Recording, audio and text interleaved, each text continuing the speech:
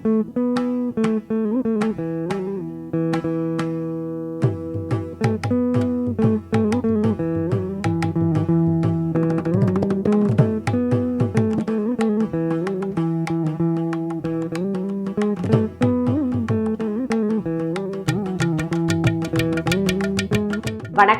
Welcome to Chitra முர்ரீஸ் kitchen.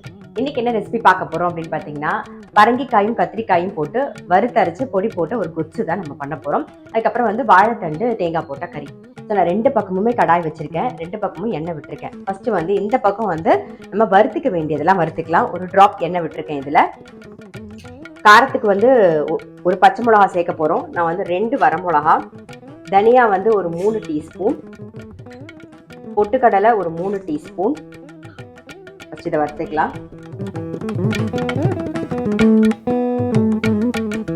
எள்ளு வந்து 1 table spoon சேர்க்கிறேன்.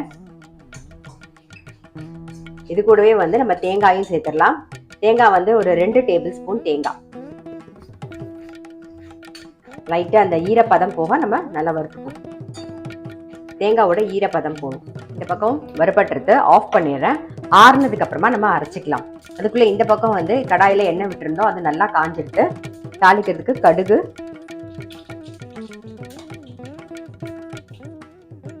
ஒரே ஒரு வெங்காயம் வந்து கட் பண்ணி வச்சிருக்கிறேன். அப்புறம் பச்சை மிளகா 1, கொஞ்சம் கருவேப்பிலை சேர்க்க போறோம்.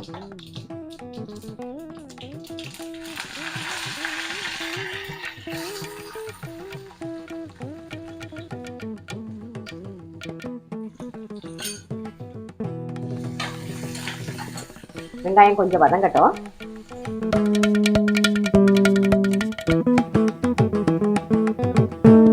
வெங்காயம் வதங்கிடுது. 2 தக்காளி, தேவையான உப்பு நான் இப்பவே சேர்த்துறேன். அப்புறம் மஞ்சள் பொடி கொஞ்சம்,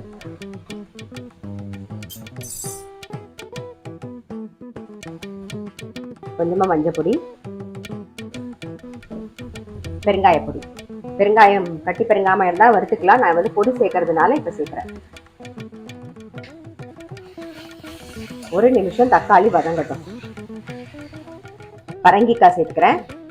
இது கூடவே வந்து கத்திரிக்காய்.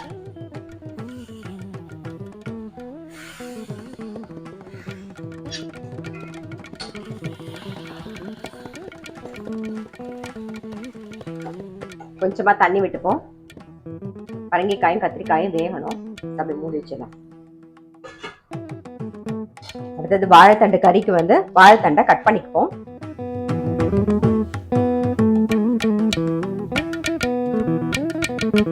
வாழைத்தண்டு நறுக்கியாச்சு. இந்த பக்கம் கடாயில எண்ணெய் விட்டுருக்கோம், அது நல்லா காஞ்சிட்டு கடுகு உளுத்தம் பருப்பு தாளிச்சுக்கலாம். இப்ப கருவேப்பிலை, காரத்துக்கு ஒரே ஒரு பச்சை மிளகாய்,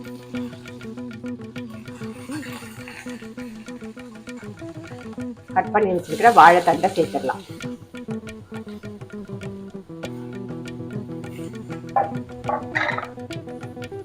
வாழைத்தண்டு உப்பு ரொம்ப தாங்காது, அதனால கொஞ்சமா சேர்த்துக்கோங்க.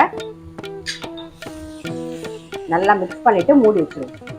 அப்படியே வெந்துடும். வாழைத்தண்டு வெந்துருதான்னு பார்க்கலாம்.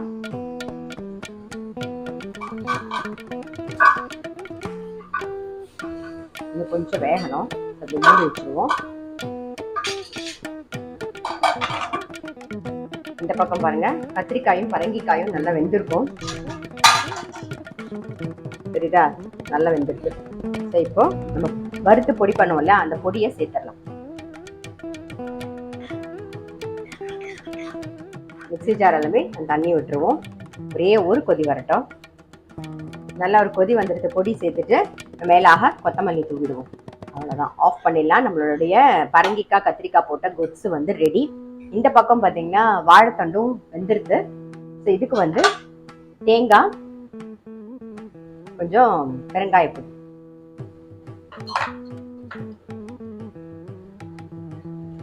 அவ்வளோதான். நம்மளுடைய வாழைத்தண்டு கறியும் ரெடி. தேங்காய் ஃபுல்லாகவே போட்டுடலாம்.